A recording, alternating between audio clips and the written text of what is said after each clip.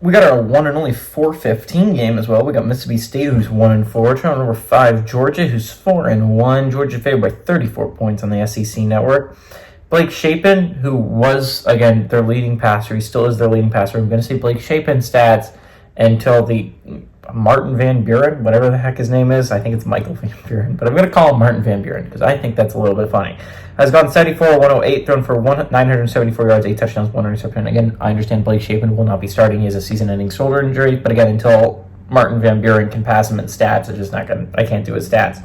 Johnny Daniels has got 47 carries for 233 yards and a touchdown, and Kevin Coleman Jr. has had 28 catches for 344 yards and 3 touchdowns. Carson Beck has gone 106 and 161, thrown for 1,359 yards, 12 touchdowns, 3 interceptions. Trevor Etienne has had 52 carries for 300 yards and 3 touchdowns, and Arian Smith had 18 catches for 278 yards and 2 touchdowns. Georgia is 20-6 against Mississippi State all time. Last 4 games have gone to Georgia from 2011 to 2022, and they have won 13 of the last 14 times they've played. Mississippi State has not gone on the road and beaten Georgia since 1956. So it's been a little bit. Normally, we're like, Mississippi State has no shot. And I legitimately believe still they have no shot. There's a reason why Georgia's favored by 34. But I saw crazy things last weekend. But like I said last weekend, I kind of saw the Vandy thing coming. Again, I wasn't as insane as like saying Vandy was going to win. I feel like that would have legitimately got me lynched. That would have been a crazy opinion beforehand, right?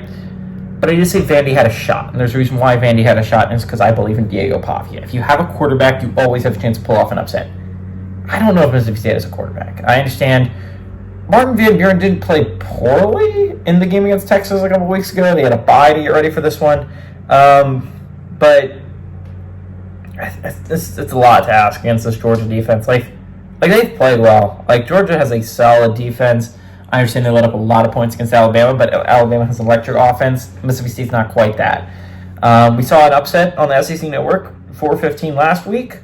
I don't quite see that happening again. I think Mississippi State is legitimately the worst team in the SEC. I feel like it's hard to argue against that. They're bad, guys. Like, they're really bad. Like, I think legitimately SEC is a really deep conference where it's like, legitimately, I think any other team could win, but like, not Mississippi State.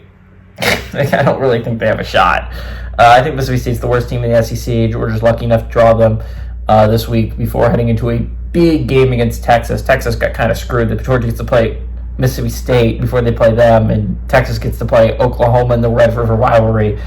I like Georgia to win. I think Georgia's a good football team. Again, I think they should be 7 in the nation and not 5. But I like Georgia to win. I like Georgia to cover at home.